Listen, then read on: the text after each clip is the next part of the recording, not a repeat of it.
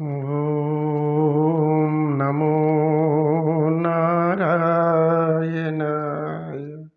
ఆయన చూపు మన మీద ఉండడం అవసరం. కనుక మనం ఏం చేస్తున్నామో అన్నీ ఆయన చూస్తూనే ఉంటారు. సర్వాంతర్యామి కదా. సర్వాంతర్యామి అన్నప్పుడు సర్వత్రా ఉన్నవాడు కదా.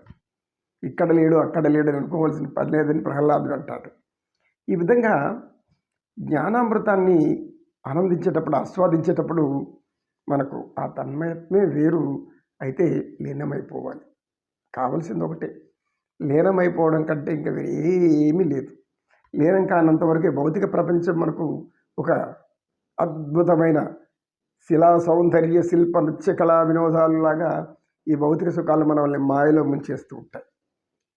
సౌందర్యమైన శిల్పాలు, చిత్రాలు, నాట్యాలు, వినోదాలు, ఈ యొక్క గానాలు, గానామృతం వింటున్నప్పుడు ఆ క్షణం ఆనందం అనిపిస్తుంది. ఆ తర్వాత భౌతిక సుఖాలన్నీ గుర్తుకొస్తాయి. ఇవన్నీ గాల్లో ఎగిరిపోతాయి. అట్లా కాకూడదు. ఒక్కసారి వింటే, ఒక్కసారి అనుసరిస్తే, మనలో నిలుపుకుంటే, స్మృతి పదంలో నిలుపుకున్నప్పుడు ఆ యొక్క తన్మయత్వం జీవితాంతం మర్చిపోకుండా ఉంటే అది జ్ఞానం, అది ఆనందం, అది పరమానందం అని అంటారు యోగులు. అన్నట్టుంటే గురువుగారు గజేంద్ర మోక్షం గురించి, తర్వాత గజేంద్రుడు ఎలా ప్రార్థించాడు చెప్పారు. ఆయన శ్రీమన్నారాయణుడు కూడా భక్తవత్సలుడు, భక్త పరిపాలకుడు. భక్తులకు ఆయన వశమై ఉంటాడు. భగవంతుడు ఎప్పుడు కూడా ఏ రూపాల్లో ఉన్న పరమేశ్వరుడైనా, పరమేష్ఠి అయినా, ఆదిపరాశక్తి అయినా, జగన్మాత అయినా, ఆదిలక్ష్యమైన, పార్వతి అయినా, సరస్వతి అయినా, ఎవరు కూడా భక్తులు పరిపూర్ణమైనటువంటి భక్తితో పిలిస్తేనే వస్తారు. పిలిస్తేనే మనలో నెలకొంటారు. అప్పుడు మాత్రమే మనకు జ్ఞానం వస్తుంది. ఇది తెలుసుకుంటే మనకు జ్ఞానం. నాయన గజేంద్ర మోక్షం గజేంద్రుడు ప్రార్థించగని భక్తి పరిపక్వత చెందాడని గ్రహించాడు పరమాత్ముడు. ఎప్పుడు గ్రహించాడు?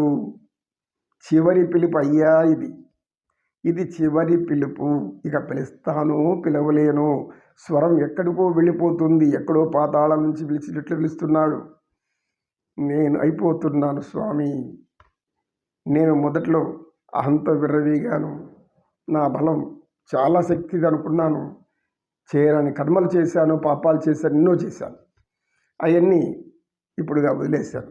మారిపోయాను, పూర్తిగా మారిపోయాను. అందరికంటే సృష్టిలో ఉన్న సర్వశక్తులకు శక్తిని సమకూరుస్తున్నటువంటి పరమేశ్వరుడెవడో, పరమాత్ముడెవడో తెలుసుకున్నాను. ఈ సమస్త సృష్టిజాలమంతా ఎవరి చుట్టూ తిరుగుతుందో ఆ శక్తిని గ్రహించాను. ఆ శక్తి మీరని నాకు ఇప్పుడు అర్థమైంది. నారాయణ, శ్రీమన్నారాయణ, ఒక్కసారి నన్ను కరుణించవయ్యా, నన్ను కాపాడయ్యా. ఈ ముసలి ప్రాణమన్నా తీసుకో. ఇది నన్ను నరకయాత్ర చూపిస్తుంది. నరకం అంటే ఎక్కడో లేదయ్యా స్వామి, ఇక్కడ నాకు అనుభవిస్తున్నాను. ఎన్ని సుఖాలని నేను భ్రమలో పడ్డానో, భ్రాంతిలో పడ్డానో, ఈ మాయా ముసుగులో పడి ఈ యొక్క భౌతిక సుఖాలే శాశ్వతం అనుకుని గమనించాను కదా అని గజేంద్రుడు అనటం లేదు. మారిన మానవుడు అంటాడు. ఎవరైతే మానవుడు దుష్కర్మల నుంచి సత్కర్మలేకి మారుతాడో ఆ మానవుడు అనేటువంటి అరుపే, పిలిపే గజేంద్రుడు ఇక్కడ మనకు తెలియజేస్తున్నాడు.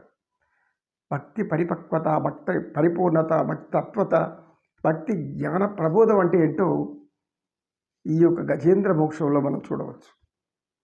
కనుక పరమాత్ముడు ఎలా కదిలాడు, ఈయనలో పరిపూర్ణమైందని పూర్తిగా ఆయనకు అర్థమైపోయింది. కనుక ఇప్పుడు భక్తుల కోసం అయిపోతాడు. ఆయన భక్తుల కోసం అయిపోయాడంటే భార్య లేదు, బిడ్డలు లేరు, అనేక ఆయన యొక్క సౌకర్యాలు, సుఖాలన్నీ చూడడు. ఏ ఆయుధాలు పనిలేదు ఆయనకి, ఎవరు అవసరం లేదు. అలా రెక్కలు కట్టుకొచ్చి ఆయనే వాలిపోతాడు. ఆయనే అంత స్వరం వచ్చేస్తాడు. అంటే భక్త పరిపాలకుడు, భక్త పరిపూర్ణుడు. భక్తికి మించినటువంటి జ్ఞానం, జ్ఞానానికి మించిన భక్తి, ఈ రెండు కూడా ఒకదానితో ఒకటి పోటీ పడితే అదే పరిపూర్ణమైన భక్తి. భక్తి జ్ఞానం రెండు కలిసినప్పుడు అది పరిపక్వత వస్తుంది, పరిపూర్ణత వస్తుంది.